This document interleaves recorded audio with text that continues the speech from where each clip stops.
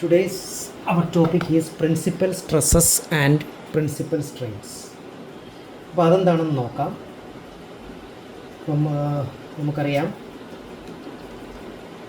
ഇതൊരു 3-dimensional ബോഡിയാണ്. Okay, 3-dimensional body. ഇത് ടോപ്പ് സർഫസ്, ഇത് സൈഡ് സർഫസ്. ഓക്കെ, ഇതിൽ കുറേ ഫോഴ്സസ് ആക്ട് ചെയ്യാണ്. ഫോർ എക്സാമ്പിൾ ഇങ്ങനെ P1 tensile stress, compressive stress, P2 tensile stress ഈ സർഫസിലെ ടോപ്പ് സർഫസിലാണ്. P3 ഇങ്ങനെ കുറേ ആംഗിളിൽ ഒക്കെ ഫോഴ്സസ് ഇങ്ങനെ ആക്ട് ചെയ്യുകയാണ്. അപ്പോൾ ഈ ഫോഴ്സസ് ഒക്കെ കൊണ്ട് എന്ത് സംഭവിക്കും? സ്ട്രെസ്സസ് ഉണ്ടാവും. ഓക്കെ, അപ്പോൾ ഈ നമുക്ക് നോക്കുമ്പോൾ കാണാൻ പറ്റും ഈ ഫോഴ്സസ് ഒക്കെ ഈ സർഫസിലെ ടോപ്പ് സർഫസിൽ ആക്ട് ചെയ്യുന്നത് അതിന് പെർപെൻഡിക്കുലറായിട്ടല്ല, ബട്ട് അറ്റ് സം ആംഗിൾ, പല ആംഗിളിലാണ് ആക്ട് ചെയ്യുന്നത്. അപ്പോൾ അതുകൊണ്ട്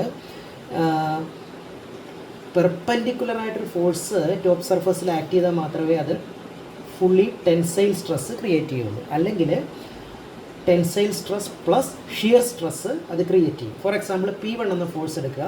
അപ്പോൾ P1 എന്ന ഫോഴ്സിനെ നമുക്ക് രണ്ടായിട്ട് റിസോൾവ് ചെയ്യാം. അതായത് one component is red line എന്ന് പറയുന്നത് parallel to the top surface and another component is perpendicular to the top surface. അപ്പോൾ പെർപെൻഡിക്കുലർ സർഫസ് എന്ന് പറയുന്നത്, പെർപെൻഡിക്കുലർ കോമ്പണൻറ്റ് എന്ന് പറയുന്നത് perpendicular to the top surface ആണ്.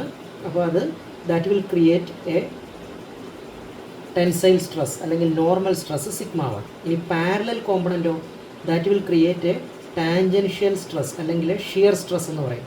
അതിനെ σT ഓർ ടോ എന്ന് പറയും. ചിലപ്പോൾ നമ്മൾ σT എന്നോ അല്ലെങ്കിൽ ടോ എന്നും പറയും. അപ്പം ഇതാണ് നോർമൽ കണ്ടീഷൻ. അതുപോലെ തന്നെ സെയിം ആണ് case of P2 and P3. P2 എന്ന് പറയുന്നത് ടെൻസൈലാണ്, P1 എന്ന് പറയുന്നത് കംപ്രസീവ് ആണ്, P3 എന്ന് പറയുന്നത് കംപ്രസീവ് ആണ്. അപ്പോൾ ഇതിനെല്ലാം ഓരോ കോമ്പണൻറ്റ്സ് പാരലായിട്ടും പെർപെൻഡിക്കുലറായിട്ടും എടുത്തു കഴിഞ്ഞാൽ പെർപെൻഡിക്കുലർ കോമ്പണൻറ്റ് ടോപ്പ് സർഫസിൽ നോർമൽ സ്ട്രെസ്സ് ഉണ്ടാക്കും. ഫോർ എക്സാമ്പിൾ P3 ഉണ്ടാക്കുന്ന നോർമൽ സ്ട്രെസ്സിനെ നമ്മൾ σ3 എന്ന് പറയും. അതുപോലെ ടാൻജൻഷ്യൽ സ്ട്രെസ്സിനെ σT3 എന്നും പറയും. ഓക്കെ, അപ്പോൾ ഇങ്ങനെയാണ് ആക്ച്വൽ കണ്ടീഷൻ. അപ്പോൾ നമ്മളൊരു പർട്ടിക്കുലർ പ്ലെയിൻ എവിടെയെങ്കിലും എടുത്തു കഴിഞ്ഞാൽ, ഫോർ എക്സാമ്പിൾ ഇൻസൈഡ് ഒരു പ്ലെയിൻ എന്ന് എടുക്കുക. അപ്പോൾ ആ പ്ലെയിനിലും ഇത് തന്നെയായിരിക്കും കണ്ടീഷൻ. ഫോർ എക്സാമ്പിൾ ഇതൊരു 3-dimensional ബോഡിയാണ്. ഞാനൊരു പ്ലെയിൻ ഇവിടെ കട്ട് ചെയ്യുകയാണ്. ഈ പ്ലെയിൻ എന്ന് പറയുന്നതിന് നമുക്ക് ഒബ്ലീക്ക് പ്ലെയിൻ എന്ന് പറയാം. ഓക്കെ, ഇങ്ങനെ റാൻഡമായിട്ടൊരു പ്ലെയിൻ എടുക്കുന്നതിനെയാണ് ഒബ്ലീക്ക്, OBLIQE, ഒബ്ലീക്ക് പ്ലെയിൻ എന്ന് പറയും. ഓക്കെ, അത് ഒരു പർട്ടിക്കുലർ, അതായത് ഈ ഒരു ക്രോസ് സെക്ഷന് ആംഗിൾ തീറ്റയിലുള്ളതാണ് ഈ ഒബ്ലീക്ക് പ്ലെയിൻ എന്ന് പറയുന്നത്. അതായത് നോർമൽ ഡയറക്ഷൻ, ടോപ്പിൽ നിന്നുള്ള നോർമൽ ഡയറക്ഷനിന് തീറ്റ ആംഗിളിലാണ് ഈ ഒബ്ലീക്ക് പ്ലെയിൻ ഉള്ളത്. അപ്പോൾ ഈ ഒരു ഒബ്ലീക്ക് പ്ലെയിൻ എടുത്തു കഴിഞ്ഞാൽ ഈ ഒബ്ലീക്ക് പ്ലെയിനിലും ഈ all forces P1, P2, P3 ഒക്കെ ആക്ട് ചെയ്യുന്നുണ്ട്. അപ്പോൾ ഈ ഒബ്ലീക്ക് പ്ലെയിനിൽ P1ൻ്റെ ഒരു കോമ്പണൻറ്റ് ഒബ്ലീക്ക് പ്ലെയിന് വെർട്ടിക്കലായിട്ട് വരുന്നുണ്ട്. ഓക്കെ, ഫോർ എക്സാമ്പിൾ ഒബ്ലീക്ക് പ്ലെയിന് വെർട്ടിക്കലായിട്ട് വരുന്ന കോമ്പണൻ്റാണ് ഇതെന്നിരിക്കട്ടെ P1ൻ്റെ. ഇനി P1ൻ്റെ ഒരു കോമ്പണൻറ്റ് ഒബ്ലീക്ക് പ്ലെയിന് പാരലായിട്ടും വരുന്നുണ്ട്. ഓക്കെ, അപ്പോൾ പെർപെൻഡിക്കുലറായിട്ട് ഒബ്ലീക്ക് പ്ലെയിന് പെർപെൻഡിക്കുലറായിട്ട് വരുന്ന കോമ്പണൻ്റ് കൊണ്ട് എന്തുണ്ടാവും? നോർമൽ സ്ട്രെസ്സ് ഈ പ്ലെയിനിലുണ്ടാവും. അതുപോലെ പാരലായിട്ട് വരുന്ന കോമ്പണൻ്റ് കൊണ്ട് ഒബ്ലീക്ക് പ്ലെയിനിൽ ഷിയർ സ്ട്രെസ്സും ഉണ്ടാവും. ഓക്കെ, അപ്പം ഒരു പർട്ടിക്കുലർ പ്ലെയിൻ നമ്മൾ എടുത്തു കഴിഞ്ഞാൽ അതിൽ നോർമൽ സ്ട്രെസ്സും കാണും, ഷിയർ സ്ട്രെസ്സും കാണും. ഇതൊരു 3-dimensional ബോഡിയാണ്. സെയിം ആണ് ഒരു 2-dimensional ബോഡി. ഇപ്പം നമ്മൾ ഒരു 2-dimensional ബോഡി ഇവിടെ വരയ്ക്കുകയാണ്. 2-dimensional എന്ന് പറയുമ്പോൾ തിക്നെസ് 0 ആണ്. അതായത് പെർപെൻഡിക്കുലർ ടു പേപ്പറിന് തിക്നെസ് 0 ആണെന്നിരിക്കട്ടെ. അതിനാണ് 2-dimensional ബോഡി എന്ന് പറയുന്നത്. അപ്പം ഇതിലും സെയിം പോലെ P1 ആക്ട് ചെയ്യുന്നുണ്ട്, P2 ആക്ട് ചെയ്യുന്നുണ്ട്, P3 ആക്ട് ചെയ്യുന്നുണ്ട്. ഇതിനെല്ലാം ഒരു നോർമൽ കോമ്പണൻറ്റും പാരലൽ കോമ്പണൻറ്റും ഉണ്ട്. അപ്പോൾ ഞാനൊരു പർട്ടിക്കുലർ പ്ലെയിൻ എടുക്കുന്നു. ആ plain at an angle theta with this line. Okay, അപ്പം ഇതാണ് ഒബ്ലീക്ക് പ്ലെയിൻ ഇവിടെ. അപ്പം ഈ പ്ലെയിനിലും ഈ P1 കൊണ്ട് P1ൻ്റെ വെർട്ടിക്കൽ കോമ്പണൻറ്റും P1ൻ്റെ ഒരു കോമ്പണൻറ്റ് ഇതിന് വെർട്ടിക്കലായിട്ട് വരും, അതുപോലെ P1ൻ്റെ ഒരു കോമ്പണൻറ്റ് ഇതിന് പാരലായിട്ടും വരും. അപ്പം വെർട്ടിക്കൽ കോമ്പണൻറ്റ് കൊണ്ട് ഇവിടെ ഒരു സ്ട്രെസ് ഉണ്ടാകും, അതിൻ്റെ പേരാണ് നോർമൽ സ്ട്രെസ് എന്ന് പറയുന്നത്. ഓക്കെ, അപ്പം ഇവിടെ നോർമൽ സ്ട്രെസ് ഉണ്ടാകും. ഈ കോമ്പണൻറ്റ് കൊണ്ട് എന്തുണ്ടാകും? ഷിയർ സ്ട്രെസ് ഉണ്ടാകും. ഓക്കെ, അതുപോലെ തന്നെ P2ൻ്റെ ഒരു കോമ്പണൻറ്റ് ഈ പ്ലെയിന് പെർപെൻഡിക്കുലറായിട്ട് വരും, അതുപോലെ P2ൻ്റെ ഒരു കോമ്പണൻറ്റ് ഇതിന് പാരലായിട്ടും വരും. അത് ചിലപ്പം ഓപ്പോസിറ്റ് ഡയറക്ഷനിലായിരിക്കും, കാരണം P2 എന്ന് പറയുന്നത് ടെൻസൈലാണ്, P1 എന്ന് പറയുന്നത് കംപ്രസീവാണ്, അതുകൊണ്ടാണ്.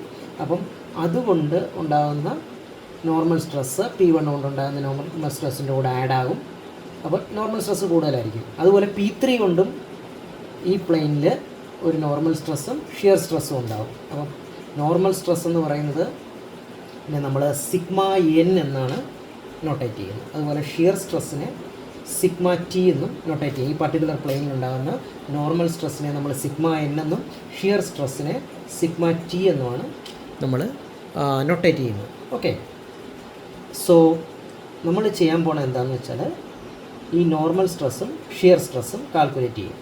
ഓക്കെ, അപ്പോൾ ഇനി നമ്മൾ പറയാൻ പോണത് എന്താണെന്ന് വെച്ചാൽ what is principal stress and principal strain എന്നുള്ളതാണ്. ഈ principal stress and principal plain. Okay, അപ്പം ഞാൻ പറഞ്ഞു ഒരു പർട്ടിക്കുലർ പ്ലെയിൻ നമ്മൾ റാൻഡമായിട്ട് എടുക്കുന്നു, ഈ 3 ഡയമെൻഷണൽ ബോഡിയിലോ അല്ലെങ്കിൽ ഈ 2 ഡയമെൻഷണൽ ബോഡിയിലോ. അപ്പോൾ ആ പ്ലെയിനിൽ എന്തൊക്കെ സ്ട്രെസ് കാണും? ആ പ്ലെയിന് പെർപെൻഡിക്കുലറായിട്ട് കുറേ സ്ട്രെസ് വരും, അതിനെ നമ്മൾ നോർമൽ സ്ട്രെസ് എന്ന് പറയും, സിഗ്മ എൻ. പാരലായിട്ട് കുറേ കോമ്പണൻസ് കാണും, അതുകൊണ്ടുണ്ടാകുന്ന സ്ട്രെസ്സിനെ ഷിയർ സ്ട്രെസ്സ് സിഗ്മ ടി എന്നും പറയും. ഓക്കെ, അപ്പോൾ അതാണ് ഒരു സാധാരണ ഒരു പ്ലെയിൻ എടുത്താൽ. But if I take a particular plane, ഞാൻ കുറേ പ്ലെയിൻ, ഇത് ഇൻഫിനിറ്റ് നമ്പർ ഓഫ് പ്ലെയിൻസ് ഉണ്ട് ഒരു ബോഡിയിൽ. അപ്പോൾ ഞാൻ ഒരു പർട്ടിക്കുലർ പ്ലെയിൻ എടുത്തപ്പം എനിക്ക് മനസ്സിലായി, ഫോർ എക്സാമ്പിൾ ഈ പ്ലെയിൻ ഞാൻ എടുത്തു.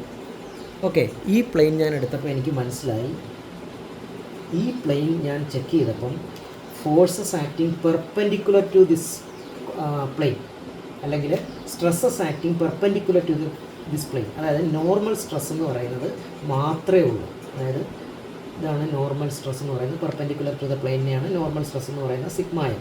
അതായത് P1 കൊണ്ടും P2 കൊണ്ടും P3 കൊണ്ടും ഉണ്ടാകുന്ന പെർപെൻഡിക്കുലർ ടു ദിസ് പ്ലെയിൻ ഉണ്ടാകുന്ന സ്ട്രെസ്സിനെയാണ് നോർമൽ സ്ട്രെസ് എന്ന് പറയുന്നത്. അതുണ്ട്, ബട്ട് സിഗ്മ ടി, അതായത് സിഗ്മ ടി എന്ന് പറഞ്ഞാൽ എന്താണ്?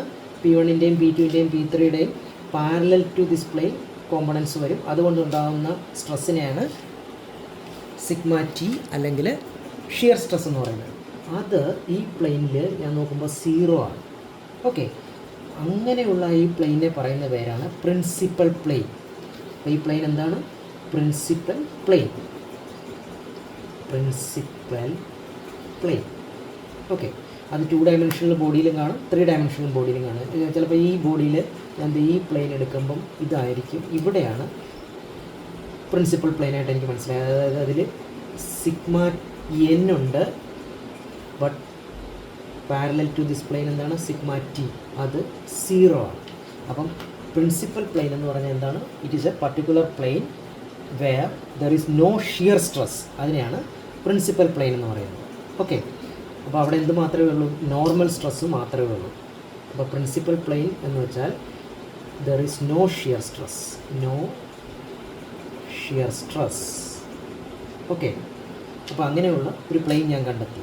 ഞാനിപ്പം ടോട്ടൽ എല്ലാ പ്ലെയിനും ചെക്ക് ചെയ്ത് കഴിഞ്ഞാൽ എനിക്കൊരു കാര്യം മനസ്സിലാവും, ഈ ഒരു 3 ഡയമെൻഷണൽ ബോഡിയിൽ there are 3 principal planes like this. ഈ ഒരു റെഡ് മാത്രമായിരിക്കില്ല, ഈ റെഡിന് പെർപെൻഡിക്കുലറായിട്ട് വേറൊരു പ്ലെയിനും കൂടെ വരും.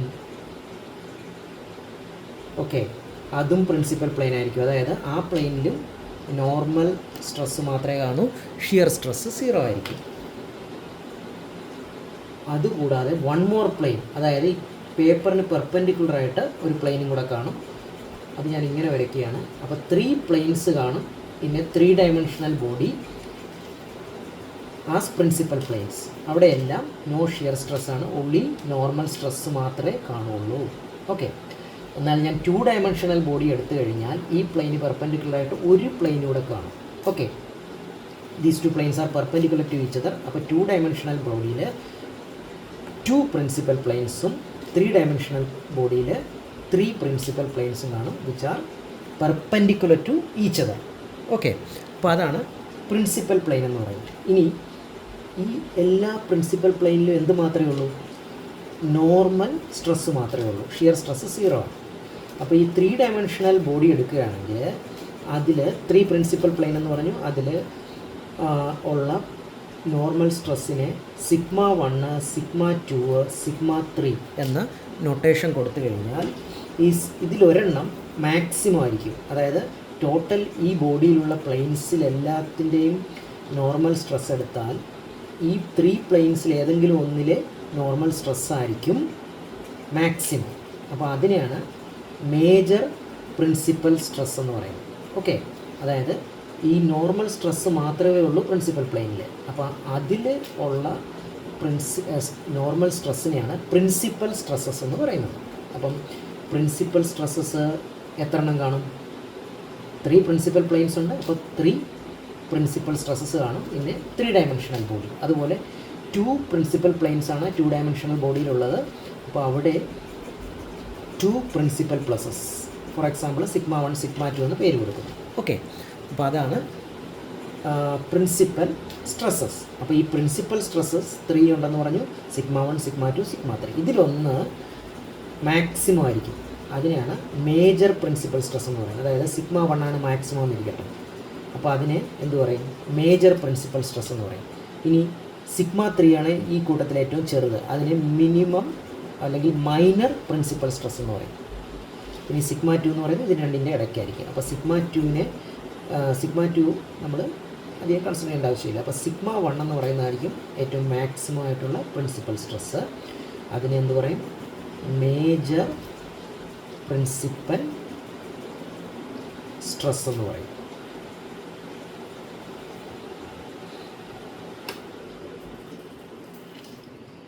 σ3 ആണ് ഏറ്റവും ചെറുത്, അതിനെ എന്ത് പറയും? മൈനർ പ്രിൻസിപ്പൽ സ്ട്രെസ് എന്നും പറയും. ഓക്കെ, σ2 എന്ന് പറയുന്നത് ഇതിൻ്റെ രണ്ടിൻ്റെ ഇടയ്ക്കായിരിക്കും. ഓക്കെ, ഇനി 2 ഡയമെൻഷണൽ ബോഡിയിൽ σ1 ആണ് മാക്സിമം, σ2 ആണ് മിനിമം. ഇത് രണ്ടെണ്ണേ ഉള്ളൂ. അപ്പം σ1നെ മേജർ പ്രിൻസിപ്പൽ സ്ട്രെസ് എന്നും σ2നെ മൈനർ പ്രിൻസിപ്പൽ സ്ട്രെസ് എന്ന് പറയും. ഓക്കെ.